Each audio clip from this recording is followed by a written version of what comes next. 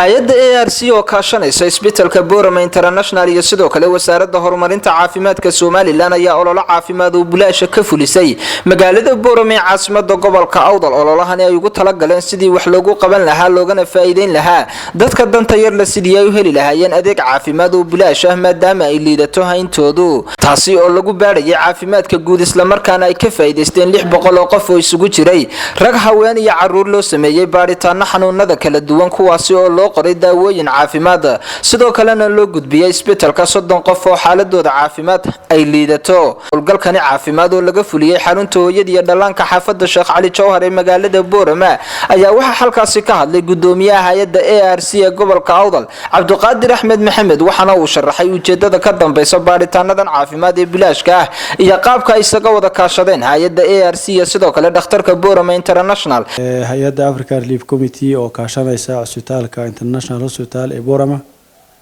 ayaa waxay fulisay campaign caafimaad oo ay ka fulisay MCH ka Sheekh Cali Jawhar ee magaalada Boorama. waxa caado waa dhakhtarka maadaama oo uu ku dhex yaalo bulshada Boorama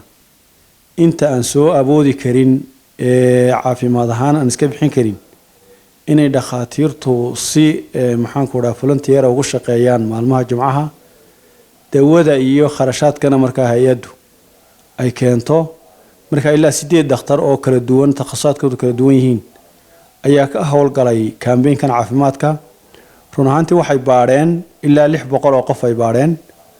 oo kala duwan oo leh maxaan ku dhaaf general leh oo indhihii leh oo caruurtii leh oo maxaan ku dhaaf qaliinkii leh oo leh maxaan ku dhaaf ANT iyo maxaan ku dhaaf qanjihii leh dad badan oo baahan bay run ahaantii ayay dawooyinkii u baahneen gaarsiiyeen ilaa 30 qof oo xaalad caafimaad oo adag ku jirayna waxay u transfer gareeyeen u gudbiyeen dhakhtarka halkaas ay ugu sameynayaan baaritaan iyo wixii qaliina qaliin noqdana ay marka qaliinkooda ugu sameynayaan. ilaahay subxaanahu wa ta'ala waxaan ka baryaynaa intii la soo baxday